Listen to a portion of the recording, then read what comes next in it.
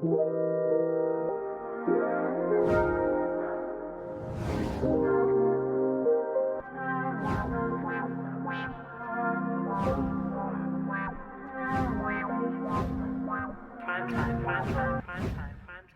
we're here.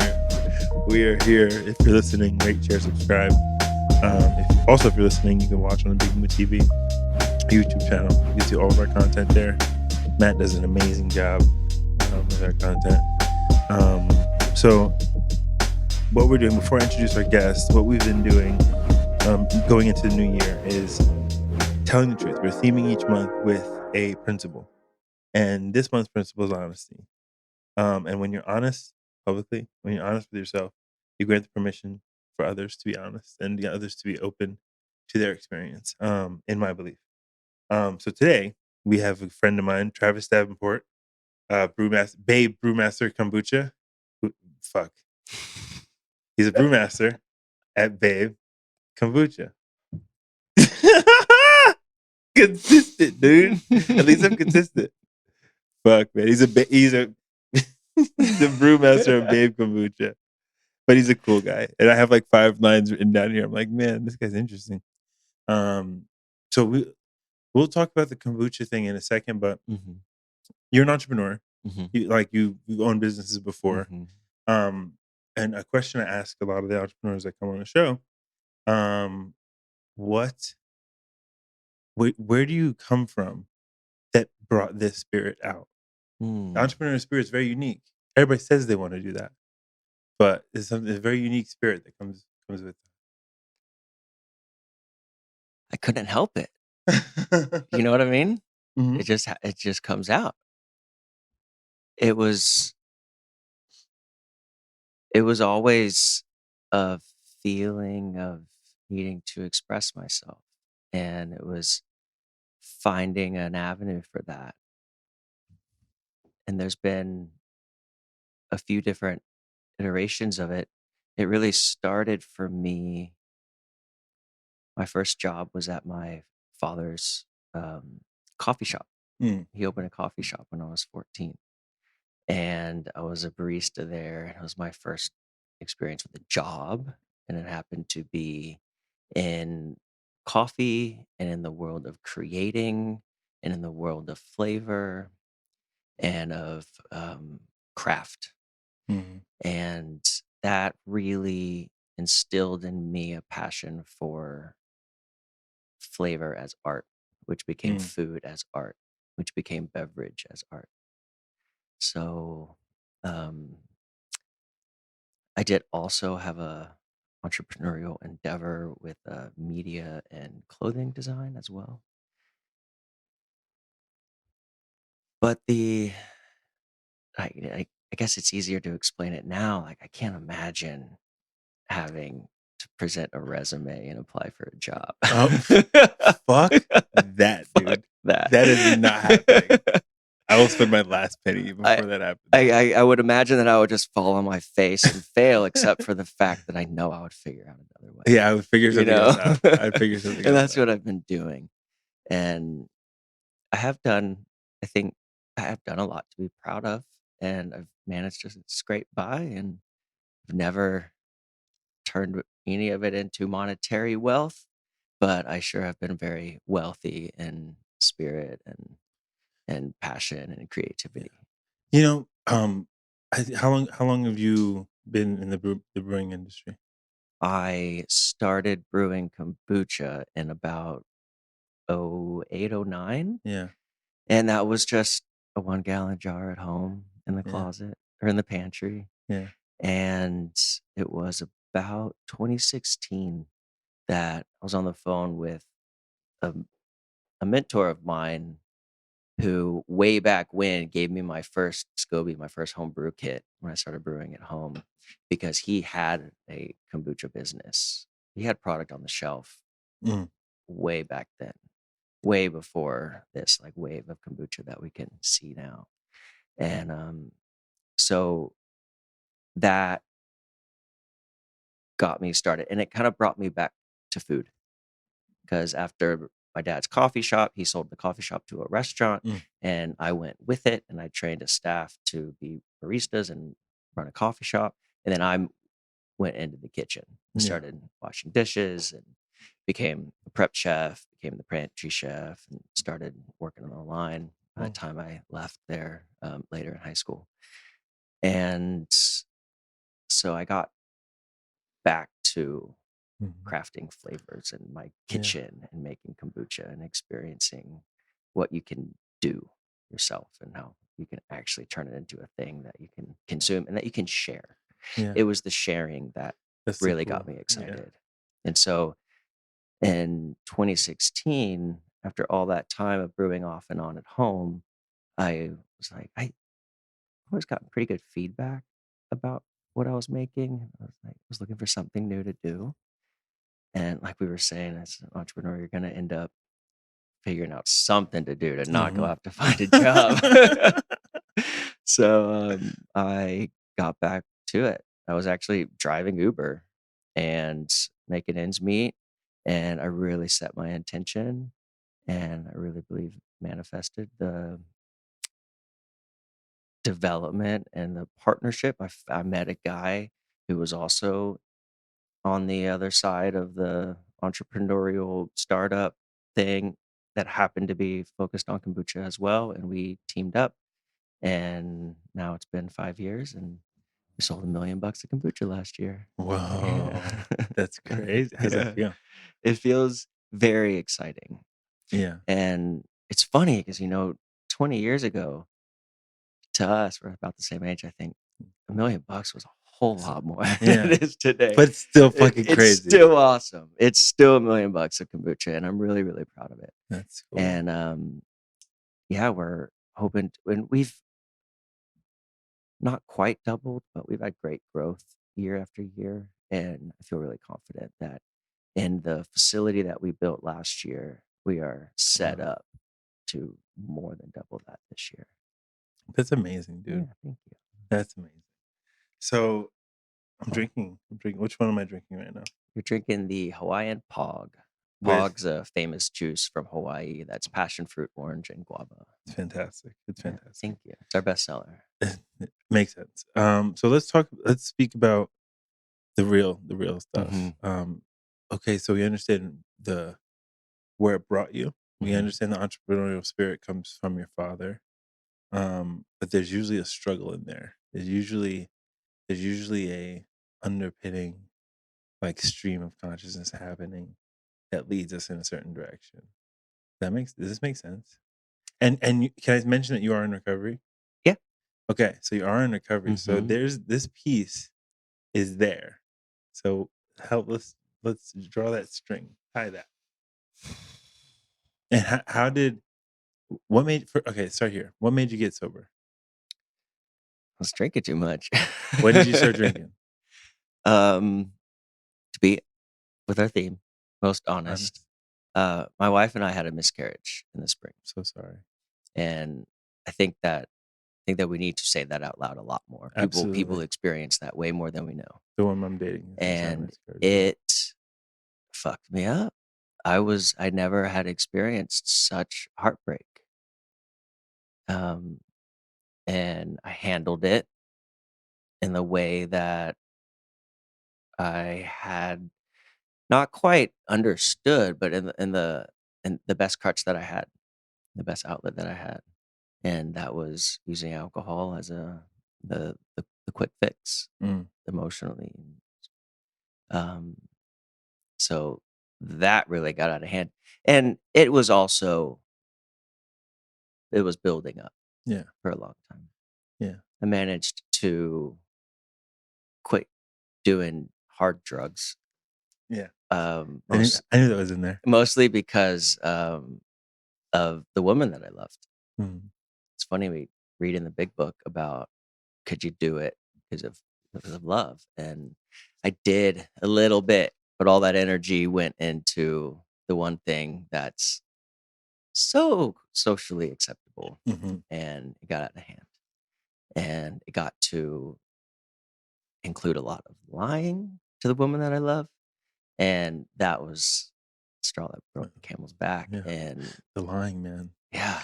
I'm in recovery as a sex addict, and people like ask how do I not like watch porn anymore, Mhm. or how do I not like act? I don't act out anymore. Mhm. I've slips, but generally I'm like super straight edge, and I'm like the lying. I can't Mhm. do the lying anymore. It just steals your It's soul. still just like Yeah. my and now the longer I'm in recovery for everything that I'm in recovery for, my bandwidth for any lies is Mhm. just shrinking. So now it's like Mhm. little white lies I can't even tell. It's like, fuck, Yeah. I guess I'm honest all the time. Yeah. These little ones here, but then I feel them, Yeah. So congratulations on those 6 months. It's a big deal. Yeah, thank you. And another really big part of it was I've been practicing yoga, like a very dedicated asana practice for over a decade. And as I took I really dived deep with a teacher training in 2017. And then this last in 21, I practiced 4 days a week, Wow. every single week. And I've always been a morning yogi. And when I look Yeah. back and I think about it, that's because most days, if I didn't get it in the Oh, morning, you were drunk? I'd been drinking by the afternoon. Yeah. So I made it through 4 days a week, 7:30 AM up until June. Finally, my wife had enough of my shit. And then also on my spiritual development, it was hitting this wall where I was doing so many good, like tangible things in my life. But at the same time, I had this huge crutch, this huge thing that was really holding me back. And so I would be lying to say that I had like willpower or something to get it together. It wasn't. I got in trouble. Yeah. My wife had had enough. I was getting kicked out of the house and I had to get my shit together. And then it started to come around to, all right, you can't, the Bhagavad Gita talks a lot about yoga, and they're not talking about the asana Awesomeness. Yeah. practice, talking about the spiritual, the Yeah. meditation practice. And I had gotten my asana practice down, but it was stuck there. And it That's was because I was an addict. And it was because my spirit wasn't free yeah. and my mind was soggy That's and I so wasn't good. able to begin to put into practice the next level. And Beautiful. so now I finally feel like I can wake up, that I can start to feel the path and actually practice it and let the yoga, we say yoga in the West, meaning the asanas, and the asana practice, the thing you do in the studio, that was only designed to serve meditation, and meditation serves recovery. Mhm. Absolutely. And so now I'm finally able to get focused and actually do the meditation. A lot of the stuff, though, the other parts of my life, like work with psychedelics, they can actually become tangible and put into Put into practice. practice, And integrated. now I feel like I'm finally growing up. Yeah. And it took getting the shit out of the way, getting Get the it out of the way. drinking out of the way, getting addiction out of the way. Because we're all, what is it? We have this spiritual malady and a physical like ailment and this obsession with the easy way to Mhm. getting the emotional side of things Yeah. put into place. And we take substance to just mask it instead of actually dealing with it.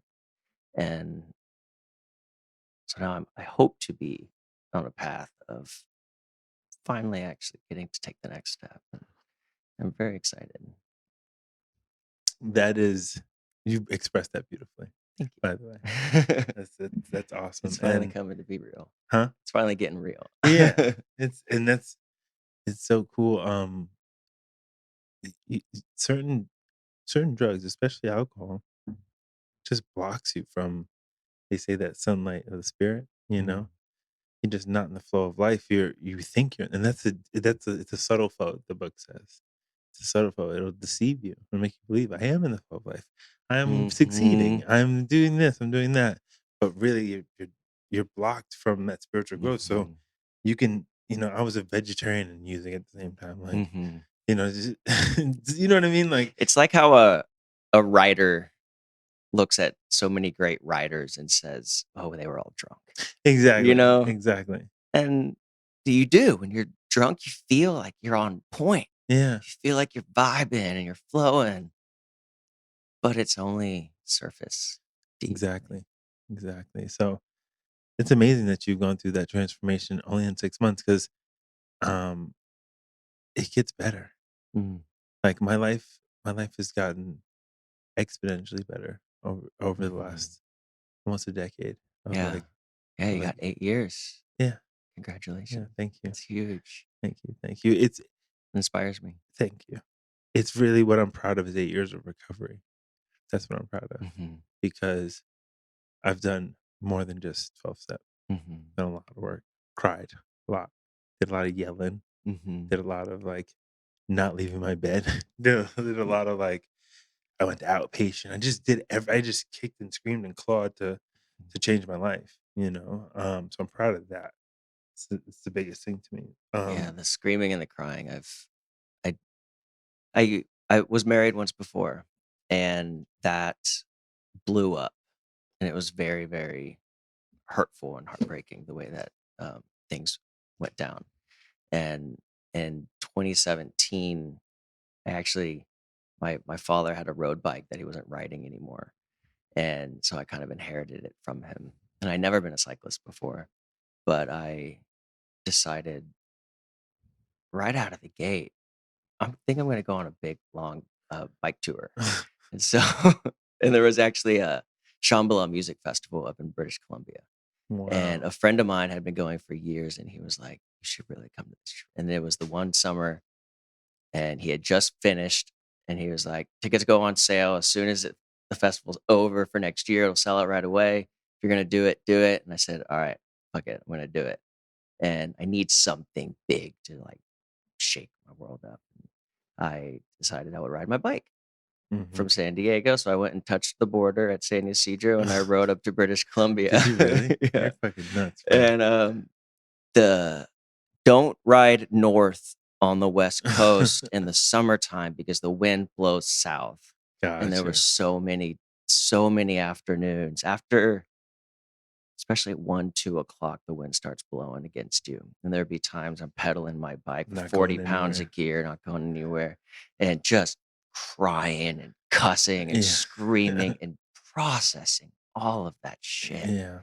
and I'd get where I was going, and I'd have 4 fucking IPAs at the bar, and I'd eat 2 Just plates of wipe pasta it all and off the 2 table. burgers, and I'd get all and I justified, I need the calories, but I was just going through the process, but still not able to Yeah. have the tools to not fall back to masking it with Not being okay with booze. going through that process Yeah. because the there's a level of like, yes, I can cry and I can go to therapy and talk about that, but the level of like, I forget, maybe it's mean, but I'll say it like some people say they want peace, and for me, for me, finding peace is being acceptance in all moments. Mm. And when I feel bad, accept that I feel bad, Mhm. and there's a steadiness in that. And when I feel great, Mhm. accept that I'm in that space. There's Mhm. steadiness in that. And when you're in the work, it's uncomfortable. Like right now, I this year I separated from my son's mom, and have just been transforming, and I just got to be okay in the discomfort, Mhm. and just I will find center Mhm. if I just accept. But it's very hard. You want to hold on to control. When you Yeah. especially when you're crying and screaming and in that pain Mhm. of going through work. And I always say work, everyone's work is different. I've had that conversation with a number of people. Everybody's work is different, but whatever your work is, whatever my work is, when I'm going through it, I'm so uncomfortable that I want to just, get out of my own skin.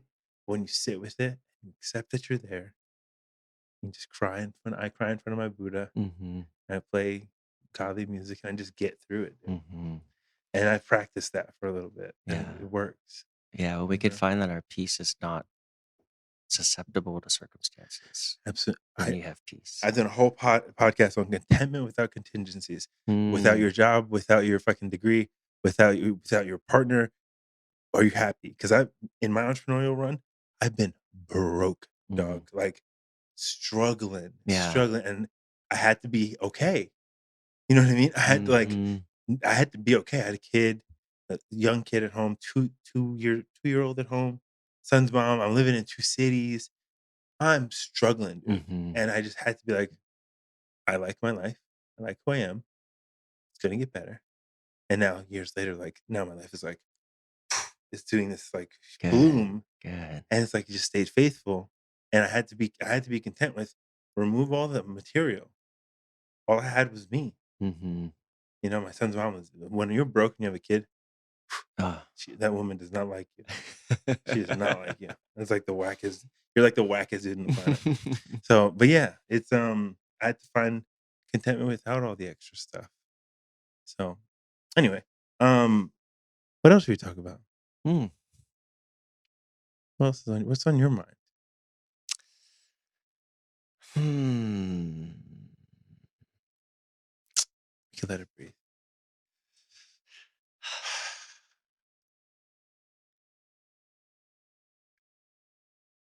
Okay, let me I ask you. Oh, uh, go. no, ask. No, you go. You go.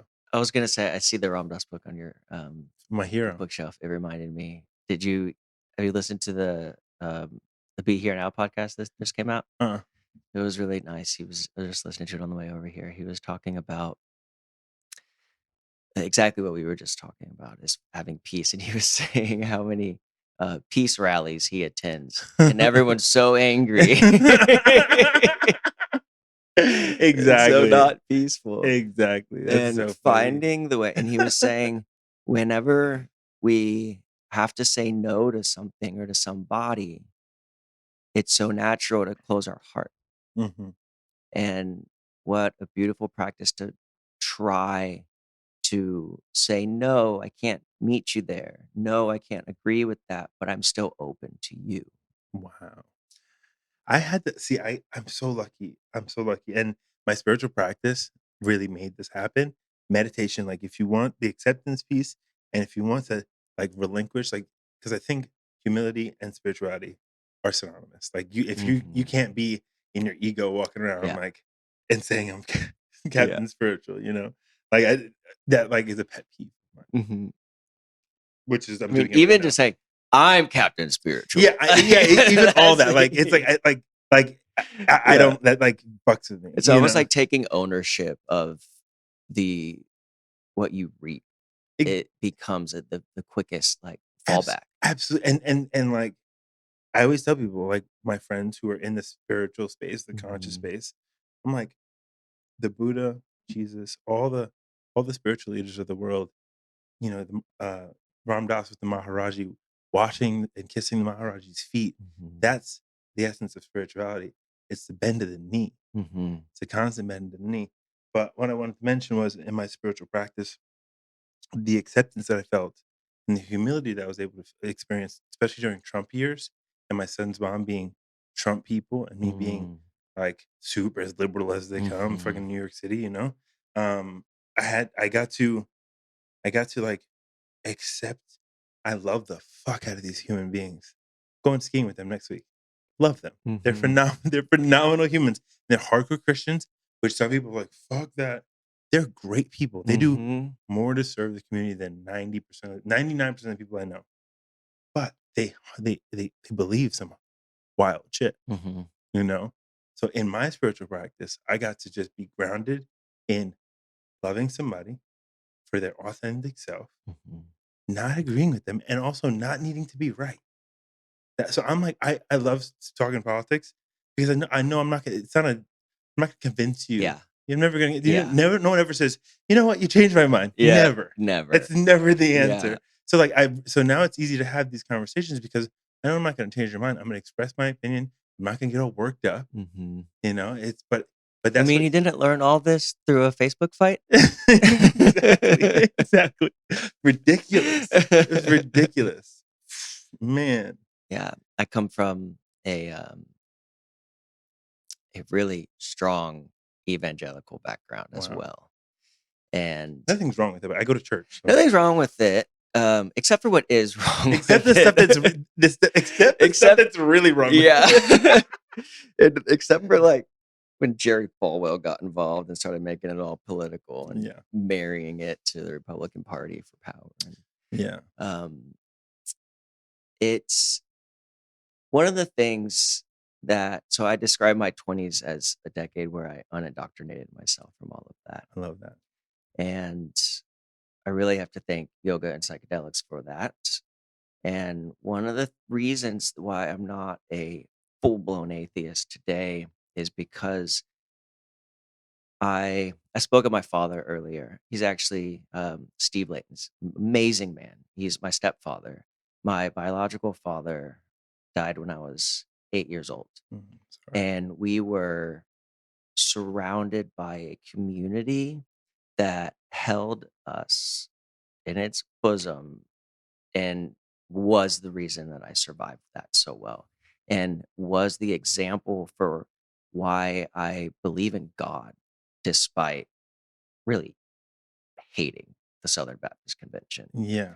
Um, You're from Texas as yeah, well. yeah, That's a different kind real of thing. deal. It's a different kind of thing, dude. So there was that feeling of community, the feeling of a mother's embrace, which I got from what I know is the true core of the Holy Spirit that is absolutely right and is what still runs through the core of Christianity when you strip away all the junk. I also always have this picture or description of used to live in Brooklyn and I used to ride the L train out of the city every day. And I would see these old, like Dominican and Puerto Rican grannies reading their Bible on the train. And even as mad as I was at fundamentalism, I can never be mad at her. She had it right. Yeah. Her heart and the way that she served her family and loved her children and her grandchildren, that's, that's the divine mother. That's the Holy Spirit. And that thing is another major image in my mind. That is why I'm not a massive atheist after it all. Although I do think the Atheist Manifesto is one of the coolest books I ever read. I highly recommend it. It's funny to be an atheist because you're anti-theology, but like your religion is atheism. Yeah. It's like, you know what I mean? Yeah. It's like takes a lot of faith. Yeah, it takes a lot of faith, a lot of commitment to be like, just, and then the hubris it takes to discredit the vastness of the universe. Like, how dare you? You gotta be really mad. You gotta be really angry. Yeah. To like do that. And it's like, and you're thinking in a weird way, dude. Yeah. Like and there's not even anything against it. But like if you look at the sky and you look at yourself where you are, and you're like, whoa, I'm a fucking person. My son said to me, Daddy, is this real life? I said, bro, you just asked the craziest. That's the craziest question I've ever been asked. Is this real life? I don't know, dude. Like when you think about all of it, it's like, is this real life? But so you have to be super like committed to be an atheist. But one thing I've been able to do, I wasn't raised with any religion, and 12-step going to AA gave me a God that I get to do business with. But what I've gotten to do is like get really into the church. I used to go to church 4 days a week in like my 5th, 6th, 7th year. 4 days a week, but I would like be in Bible study, and I would tell people like, I'm not a Christian. I just come here, and they're like, why do you come here then? I said, because I feel God in here, and that's what I come here for. I feel there's God in this place. When 2 or more gather, and when 100 gather, it's palpable and earnest spiritual. In this right spiritual setting, whatever the right spiritual setting is for you. The red letters, they got it. Yeah. You Yeah. know, It's it's always been a thing whenever I look back at the Bible and I wonder, I've studied the history of how they made the Bible and canonizing it and 330 AD and the Council of Nicaea and all these rich, wow. powerful cronies that decided to put together this thing that served them. And now we have the Bible from it. And there's a whole bunch of bizarre stuff in it that Yeah. doesn't need to be called the inerrant word of God. But the red letters, Yeah. the words of Christ, you're right. He was an It's enlightened being. it's to say, like some people say, just be cool to people, to minimize the word of Christ, Mhm. to just be cool to people is such a like, not a disrespect, but it's such a like, you're not grasping what this guy's talking Mhm. about, man. But for me, what I was able to grasp onto in church, and I go to church still, is the Christ consciousness. Mhm. That's what I'm focused on. Yeah. Is like love my neighbor like I love myself, love God with all my heart. Focus. Those are my Mhm. focus. Those are my focus. And that's where I need to stay. And if in that consciousness, I can remove the institution from the consciousness. Mhm. You Yeah, know? I love the extra biblical mythology that thinks about Christ as having learned from and studied the way of the yogi, Mhm. and that stuff was there long before Yeah, that's he interesting. supposedly lived. That's so crazy. And Imagine Jesus doing yoga, dude. yeah, I mean, he What? was living it. Yeah. He was living it. That's a mind trip. He was Christ. He embodied the Holy Spirit just like you do, just like I It's, do. it's crazy. And we can learn to recognize and acknowledge and tap into that, and then get real humble about it. Yeah, real humble about it. And Yeah. then love your neighbor like And yourself. yeah, And know that everyone's just doing their best. everyone's really doing they're doing I got that from my wife, Jennifer. She's so on point and so stoked. And I get all like big headed about it. And I'm working so hard and I'm doing the work and I'm reading the thing and I'm practicing the practice. And Jen's just like, everyone's just trying to do their best. And I'm like, you got it. Like, you got it figured out, lady. You got it. Because it's absolutely true. And I've said it a number of times. Even the heroin addict on the street, he's making his best decision at that moment. Mhm. That is his best. Mhm. Sometimes your best is really Yeah. bad. Yeah. But like everyone's making their best choice at the time, whether Yeah. it be a crime or whether it be to marry this person. It's the Mhm. best you can do. And if you think about it like that, like everyone's trying their best. Mhm. Sometimes their best sucks. Yeah. For me. Yeah. But it might be great for them. I don't know. Yeah. That's their experience. But like then I am able to remove that. I was talking to the woman I'm dating. I mentioned some point, and she started talking about her. I was like, "You internalized the fuck out of that. Mhm. You just sucked all that. You just said my random statement just went all the way into your soul for no reason. Yeah. And like it's easy to do that. Oh, you know yeah. what I mean? Like Oh, yeah. So like when It's someone the easiest thing to do. so easy. And it's so hard to not. I think it's Don Miguel Ruiz Mhm. who wrote the 4 Agreements. 4 Agreements, and never take anything personal. Mhm. And I love the picture he paints in that book where it says, even if someone's holding a gun to your head and pulls the trigger, don't take it personal. It's not about you. Yeah. Wow. Wow. Wow. Yeah. And Yeah. every single tiny human interaction, it's not about you. Absolutely. It's a projection that's Mhm. that's they're projecting you and your projection. Yeah. I'm starting my 4th step, the resentment stuff right now. I just wrote a 4-step today. Oh, High yeah. five. I just wrote a full 4 steps. And I was printing out the worksheets and I was looking at it and it's like, all right, this resentment about this person made me feel this way, blah, blah, blah. And you do all this work and the whole point is like, all right, flip it completely. Never What did mind you any do? of that person. Well, how is this your shit? Like, So what I love, here's the coolest thing. As a person, like now I do men's work and like men's groups and I Mhm. strictly work with men as a coach. Radical responsibility. Like Mhm. in 12 step, in step 4, step 5, step 6, step 7, step 8, and step 9, and step 10, you are just owning it. Mm. As you are just owning it. Mm. Seeing the cause of all the fucking resentments you have, telling on yourself after that, then looking at all your character defects and like owning that, then looking at all the people you fucked over, and then you gotta call them. Yeah. Then you gotta call them and tell them. You know, Yeah. it's like fuck, man. Like it's, but honestly, the night I don't care if we talk about like 12 step. Fuck it. It's like we're in AA. Fuck it. Yeah. Like Being honest. so it's that ninth step of making amends Mhm. is the goal.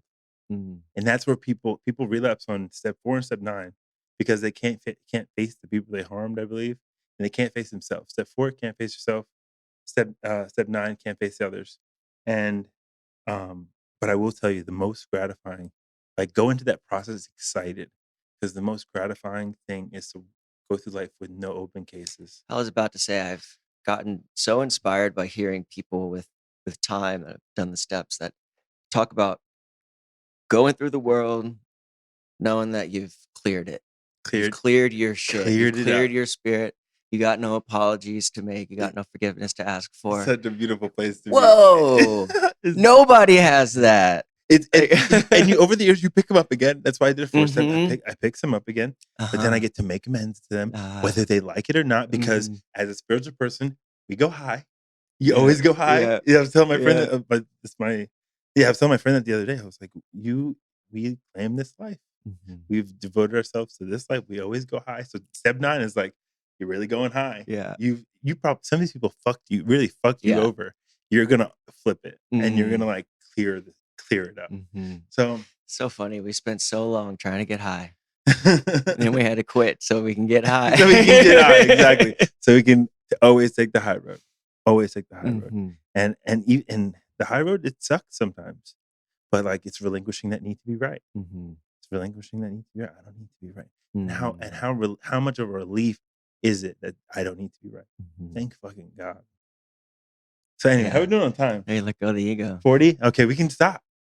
We can stop this. This is a good podcast. That was really This is a really good. good podcast. That was dude. really fun. Anyway, what's your social? Plug your social. My Instagram is Babe Brewmaster. I don't do much, but you do get a little bit of behind the scenes of the brewery and some cats. I got 3 cats. I'm a Some crazy cat lady myself. But also Babe Kombucha is where you can follow my brand. Gotcha. And where can people in San Diego, where can they find your kombucha? People in San Diego, we are not quite in the like Whole Foods and Vaughn's yet. That is the goal for the year. But we are in Jensen's and Barron's and Jimbo's. Jimbo's a partner of ours. He's one of our best retailers. We're also in a ton of your local grocery stores Beautiful. and liquor stores, and a lot of cafes and restaurants carry our stuff. You can also order a case from babekombucha.com. We ship Beautiful. nationally. And we actually just got, I'm so excited about this and really proud because it's Texas, our first out of state account, which is the Central Market grocery stores in Texas. In There's Austin? 10 of them. There's one in Austin. Okay. They're in the big cities in Texas. Gotcha. And they just hit the shelves this week. My mom sent me a photo of her How cool is picking it that? up How off cool a is shelf that, in dude? my hometown. And Yeah. it was really, really gratifying. When the people when people you love, when you see them see you, like my Mhm. mom will take a picture of me on the TV Yeah. or watching my podcast. Yeah. I'm like, yeah, that's a trip. Dude. Yeah. And like your mom, it's like you kind of made it. Yeah. Even if you don't make another dollar. Yeah. You kind of made We it. all just want to be seen. And we just want our parents to be proud of us. How badly, like, Right? just love me. Yeah. You know what I Yeah. mean? Anyway, dude, that was one of the best podcasts I've done in a long time. It was a lot of fun. That was great. Yeah, I'm so happy we hit it off at the cover bar the other day. and definitely. I'm glad I'm here. Likewise. If you're listening, rate, share, subscribe. Also, you can watch the podcast, share it on YouTube, BigMood TV. Peace. Peace.